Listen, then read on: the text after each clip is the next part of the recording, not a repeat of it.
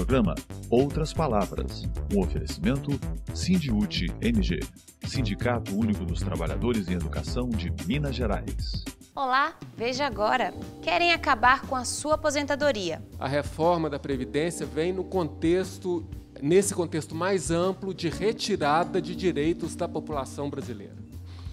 Bom, essa PEC, de maneira resumida, ela pretende transformar a Previdência de um direito social, como aparece na Constituição, no artigo 6 da Constituição. Eles querem transformar, então, esse direito social em mercadoria a serviço da acumulação financeira.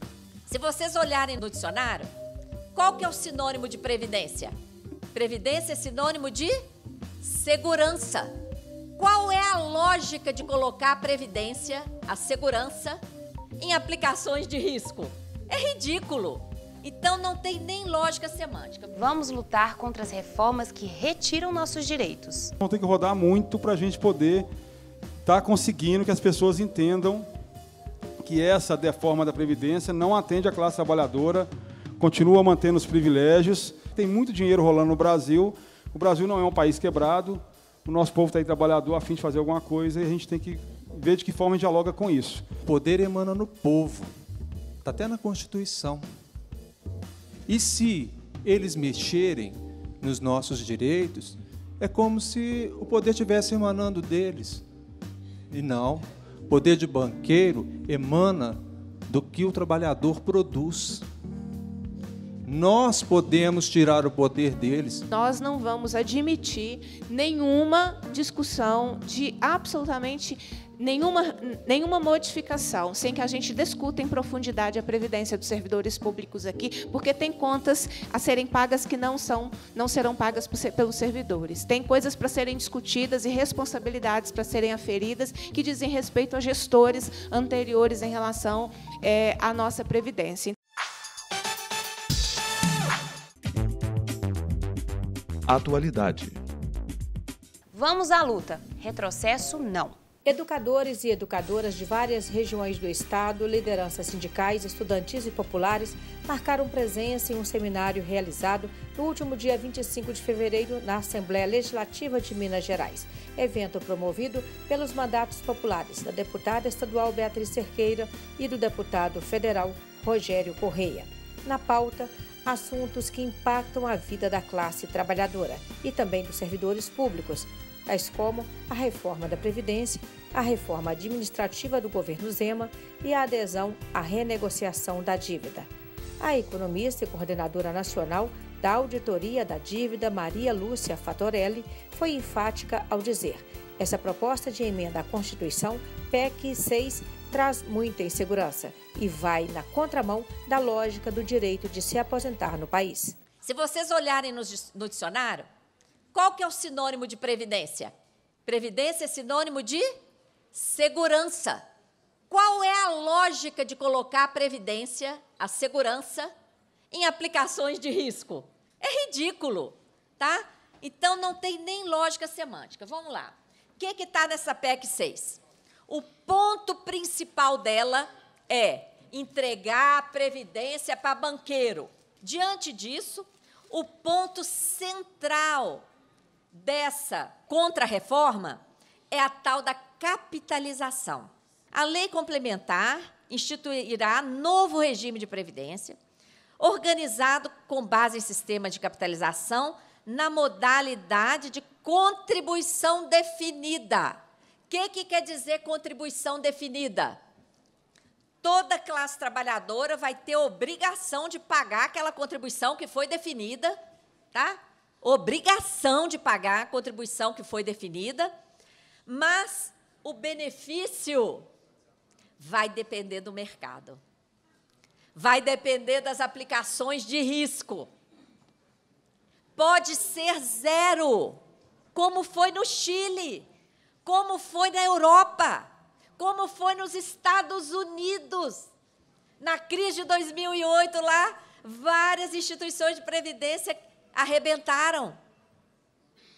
Porque o mercado faz aplicação de risco, ainda mais nesse momento do capitalismo financeirizado. Eu até sugiro que, num outro debate, se explique Qual o momento do capitalismo selvagem, financeirizado, da papelada financeira sem lastro, dos derivativos que nós estamos vivendo? Essa ideia, tem muita gente iludida que vai ter um fundo, que pode até ficar rico, que o fundo pode bombar. Não, gente, o que vai bombar é o interesse do mercado financeiro. Eles vão jogar a papelada podre para os nossos fundos. Não se iludam. Por isso é que já colocam com contribuição definida. Se quisessem dar uma segurança para a classe trabalhadora, teria lá contribuição definida e benefício definido. Perguntada sobre outras possibilidades do governo não ouvir somente o mercado, Maria Lúcia foi categórica. Não haverá, não haverá. No Chile quebrou, o Estado foi obrigado a reestatizar, a criar uma outra previdência pública. Eles lá recebem menos de 1/3 do salário mínimo. Por isso que o Chile hoje é o país onde há maior número de idosos indigentes e suicídio de idosos, que preferem acabar com a vida do que virar mendigo ou um peso para suas famílias. Por isso, gente, a gente tem que lutar muito e desmascarar o sistema financeiro que produziu a crise, produziu o cenário de escassez para agora vir para cima da classe trabalhadora e roubar a nossa previdência. Nós não podemos aceitar isso, tá? Então, vamos continuar. Contribuição definida. Eles falam que é opcional. Lei complementar de que trata o artigo 201-A da Constituição definirá os segurados obrigatórios do novo regime de previdência de que trata o CAPT, quer dizer, que é o regime de capitalização, tá? Então, não vai ser opcional, não. Está na cara aí, já está escrito que vai ser obrigatório. Ela também explicou que essa PEC 06 traz muita insegurança e incertezas. Só uma coisa está garantida: o lucro dos bancos. Essa PEC 6 é PEC dos banqueiros. Nós já temos que logo caracterizar o que está nessa previdência. PEC 6 é PEC dos banqueiros. Ela, incerteza para os futuros trabalhadores e trabalhadoras. A PEC desconstitucionaliza as regras que asseguram os direitos. Ela manda tudo para a lei complementar. Olha a insegurança. Os nossos direitos que hoje estão na Constituição vão passar a figurar em lei complementar, que vai ser muito mais fácil de arrebentar depois. Incerteza total como será o sistema futuro, porque ele fala que vai ser regulamentado em lei complementar e essa lei complementar não está posta, vai vir depois, tá? As contribuições não irão mais para o sistema da Seguridade. Com essa capitalização, cada um vai ter a sua continha individual, vai pagar para os bancos. E aí? Aí eles vão reforçar o recurso do déficit, porque esse dinheiro não vai chegar na Seguridade Social, tá? Quem optar pelo sistema de capitalização vai parar de contribuir para o INSS, tá? E vai comprometer. Então, tem um setor aí que acha que está com direito adquirido. Não está, não. Essa contra-reforma vai diminuir brutalmente. Se ela for aprovada, ela vai diminuir de forma brutal a arrecadação das contribuições sociais. E vai comprometer, sim, quem já está aposentado, que momentaneamente está acreditando que está com direito adquirido. Não está. Ela aumenta a idade para aposentadoria, homens 65 anos, mulheres 62, e essas idades serão aumentadas ainda mais caso haja crescimento da sobrevida após os 65 anos. E vocês sabem essas estatísticas, né? Vai aumentar ano a ano, então já tem um gatilho. Essa contra-reforma já traz um gatilho para aumento da idade. Mas essa proposta de reforma da Previdência do governo Bolsonaro ataca outros direitos? Veja o que disse a economista. Ela também aumenta o tempo mínimo de contribuição, que hoje é de 15 anos. Ela aumenta o tempo mínimo para 20 anos, aumenta para 25 anos no caso de servidores públicos, dificultando muito a aposentadoria no mercado de trabalho altamente informal, principalmente depois dessa contra-reforma trabalhista. Gente, uma pessoa que está numa atividade daquela intermitente, um trabalhador, uma trabalhadora aí, faxineiras, trabalhadores de salão de beleza, que não trabalham todos os dias, e várias categorias intermitentes, para a pessoa conseguir 20 anos de contribuição, se ela trabalha 2 dias por semana, ela vai precisar 60 anos de contribuição intermitente para completar os 20.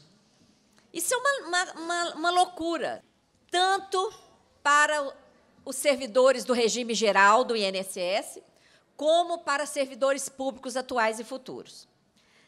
Serão necessários 40 anos para não perder muito. Eles estão falando 40 anos para integralidade, mas não é integralidade, não, porque faz uma média com 100% dos salários. E ninguém trabalhou a vida inteira com o salário total. Então, é média de todos os salários. Exigência de 35 anos para homens, 30 para mulheres, de contribuição. E olha só, a regra 86/96 pode subir e chegar a 105/100. 105 para homem e 100 para mulher. A soma do tempo de contribuição e idade. Tá? Não, é o fim da aposentadoria. Há outras regras que também atacam direitos diversos. Há também outra regra de transição, exigindo 35 para homens, 30 para mulheres, e idade de 61 para homens, 56 para mulheres, que sobe para 65, 62 até 2031. Então, a PEC está cheia de gatilhos. Tá?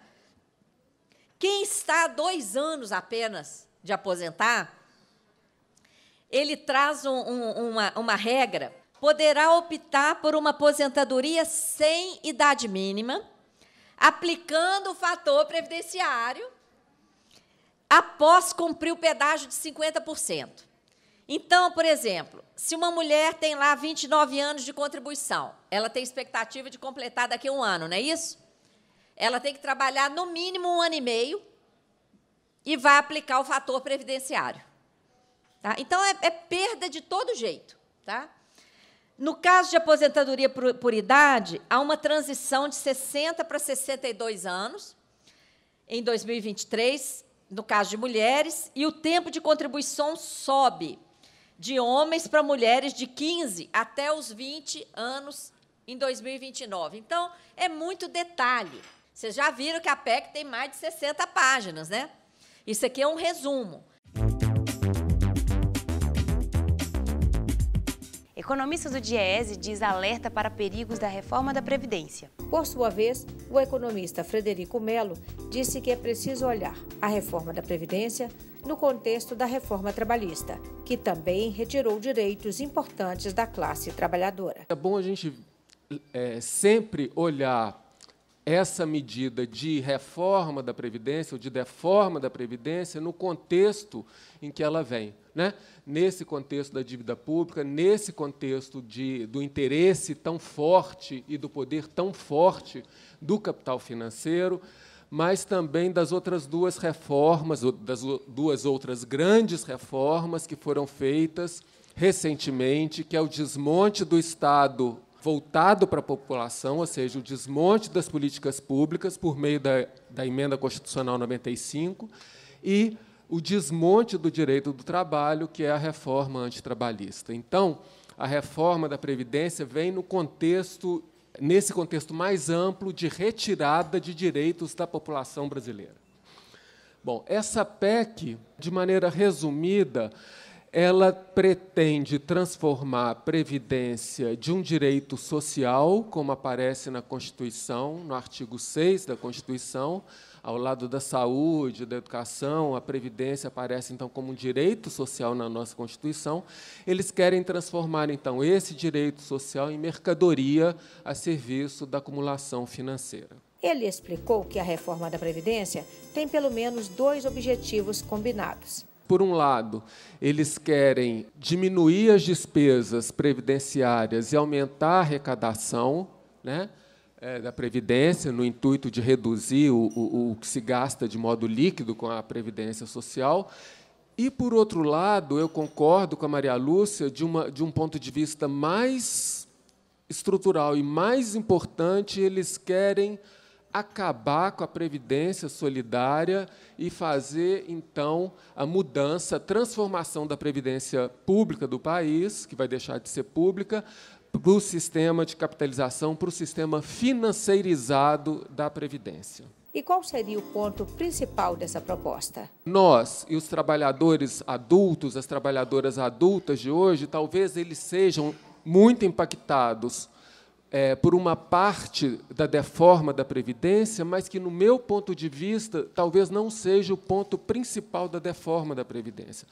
O ponto principal da reforma da Previdência é exatamente essa mudança estrutural do modelo, de um modelo de solidariedade para o modelo de capitalização individual, para o modelo financeirizado. O futuro do Brasil e as pessoas que vão ingressar no mercado de trabalho no Brasil, eles serão profundamente impactados por essa mudança, caso a gente não consiga fazer essa luta, inclusive por eles. Frederico Melo explica que há uma intenção de instituir um regime de capitalização individual obrigatório e que isso é perverso. A Maria Lúcia mostrou, isso está no artigo 201A, no parágrafo 6º do artigo 40 e no artigo 115. Todos esses itens da PEC, eles falam que vai ser instituído um novo regime previdenciário, ou de previdência social, que vai ser baseado no sistema de capitalização individual por contribuição definida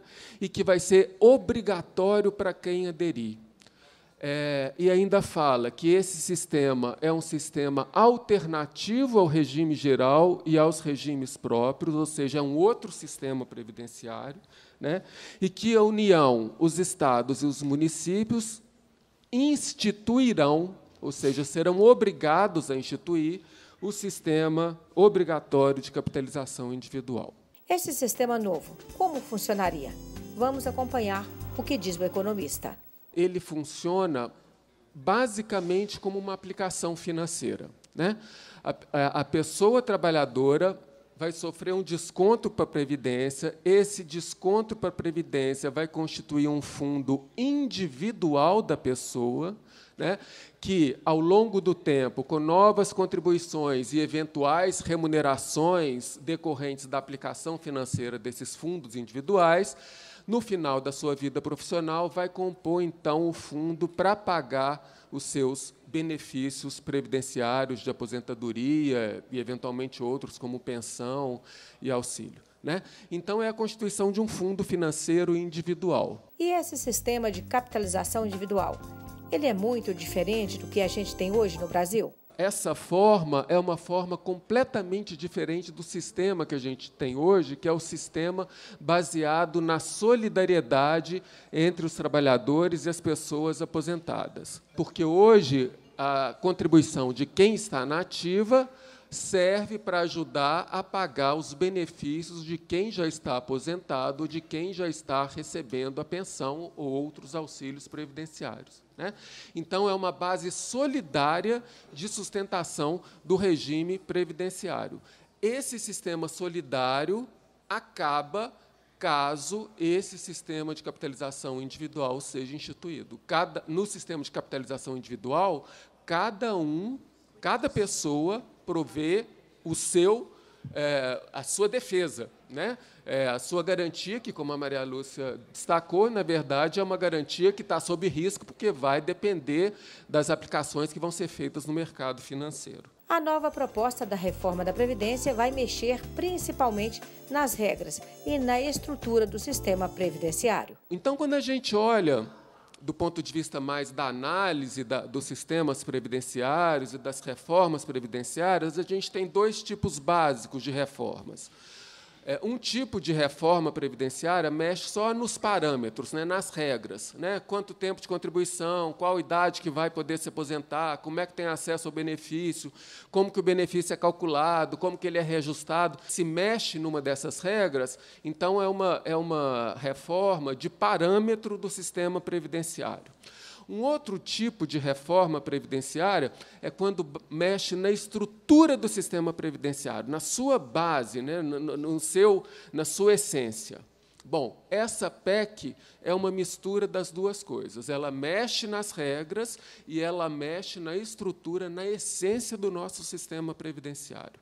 E aí eu insisto, nós aqui vamos ser provavelmente mais atingidos com a mudança das regras, mas o país, o futuro e as pessoas que ingressarão no mercado de trabalho serão mais atingidos por essa mudança estrutural que eles estão querendo fazer no país. Quem entrar nesse sistema e se arrepender, poderá desistir? E por que essa mudança estrutural vai atingir de maneira tão frontal o sistema previdenciário assim?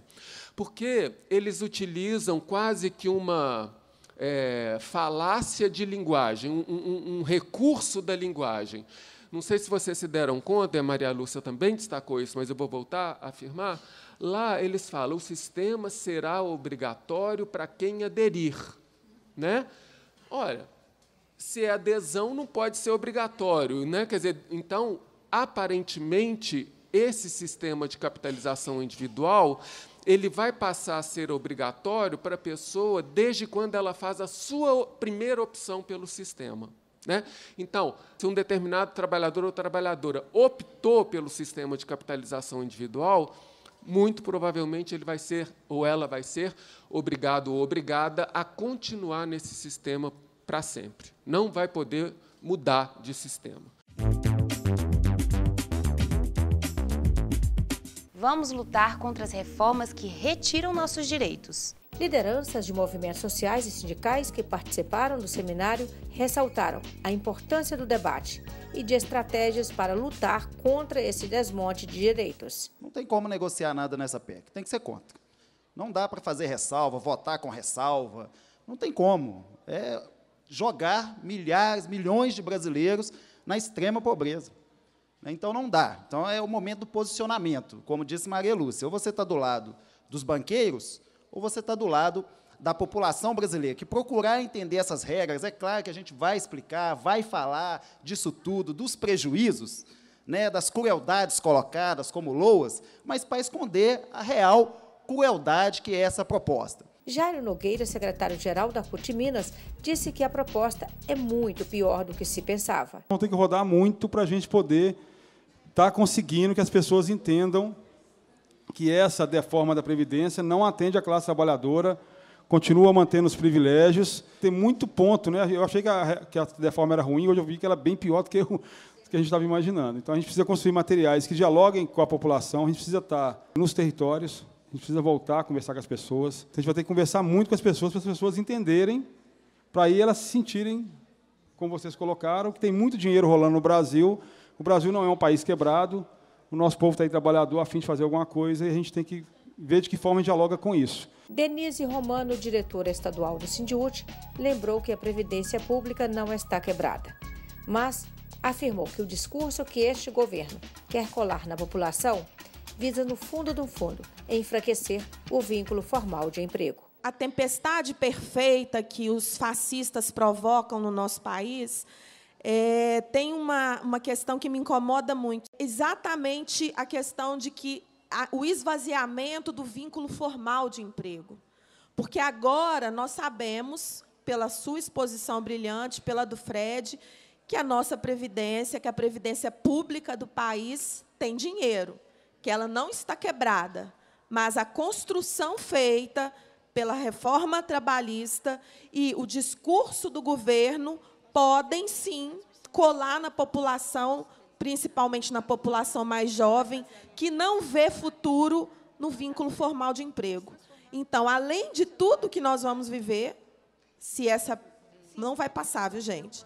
Mas se essa reforma tiver algum tipo de andamento, nós ainda teremos, num futuro, num prazo maior, um problema maior ainda, porque lá na frente, se não houver vínculo formal, não vai ter recurso, porque você faz crescer o bolo da Previdência quando você tem trabalhadores de carteira assinada com contribuição. A PEC disseram em coro os participantes do seminário, e para atender os donos de bancos. Nessa deforma, nós, mulheres do campo, vamos ser as mais prejudicadas. Como é que nós vamos conseguir trabalhar, plantar arroz, milho, feijão, batata, criar galinha, porco, até 62 anos para alimentar o povo da cidade, os trabalhadores da cidade? Nós, mulheres, não vamos aceitar. Nós não vamos aceitar isso. Revolução é mudança na estrutura do poder. Ficou claro aqui quem é que está mandando no poder. São os banqueiros. E a gente precisa mandar um recado para eles, que o poder emana no povo. Está até na Constituição. E se eles mexerem nos nossos direitos, é como se o poder estivesse emanando deles. E não. O poder de banqueiro emana do que o trabalhador produz. Nós podemos tirar o poder deles. Eles precisam entender isso. O que nos dignifica é o direito. E quando eles tentam tirar os nossos direitos, eles estão tirando a nossa dignidade. Isso é motivo para a revolução. Não uma revolução de bagunça, mas uma revolução de mudança na estrutura do poder. Beatriz Cerqueira, durante o seminário, disse que vai propor ampliar o debate para discutir os impactos da reforma da Previdência também para a educação pública básica e ainda para a educação privada. Nós apresentamos um requerimento para discutir os impactos da reforma da Previdência para a educação básica pública e privada, que os impactos eles são estruturais também, né, no que se refere à nossa profissão. Um requerimento à Comissão de Educação para que a comissão possa fazer o debate sobre esses impactos. Então, nós teremos mais debates em relação a isso. A deputada citou outros requerimentos apresentados no âmbito da Assembleia Legislativa para ampliar o debate sobre esta reforma. Primeiro, protocolo para a realização de um fórum técnico para debater a previdência dos servidores públicos.